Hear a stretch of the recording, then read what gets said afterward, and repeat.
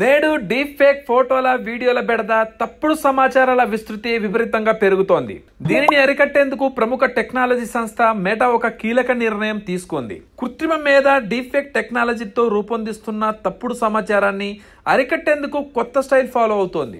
అందుకోసం వాట్సాప్ లో ప్రత్యేకంగా ఒక హెల్ప్ లైన్ ను ప్రారంభించనున్నట్లు ప్రకటించింది. ఈ ఫ్యాక్ట్ చెక్ హెల్ప్ లైన్ ద్వారా డీప్ ఫేక్ చిత్రాలను, వీడియోలను సులభంగా గుర్తించడానికి వీలవుతుందని మెటా సంస్థ పేర్కొంది. ఇందుకోసం మిస్ ఇన్ఫర్మేషన్ కంబాట్ అలయన్స్ తో టైఅప్ అయినట్లు వెల్లడించింది. 2024 మార్చి నుంచి ఈ హెల్ప్ లైన్ వాట్సాప్ యూజర్లందరికీ అందుబాటులోకి వస్తుందని స్పష్టం చేసింది.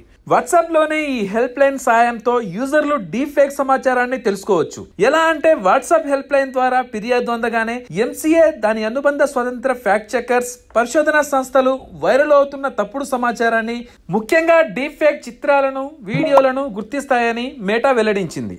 వాట్సాప్ హెల్ప్ లైన్ ద్వారా వచ్చే ఫిర్యాదులను పరిష్కరించడానికి ఎంసీఏ ప్రత్యేకంగా డీప్ ఫేక్ అనాలిసిస్ యూనిట్ నెలకొల్పుతుందని మెటా పేర్కొంది. ప్రస్తుతానికి ఇంగ్లీష్, తెలుగు, హిందీ, తమిళ భాషలకు స్పందించే వాట్సాప్ చాట్ బాట్లను సంప్రదించి యూజర్లు డీప్ ఫేక్ సమాచారాన్ని తెలుసుకోవచ్చని మెటా తెలిపింది.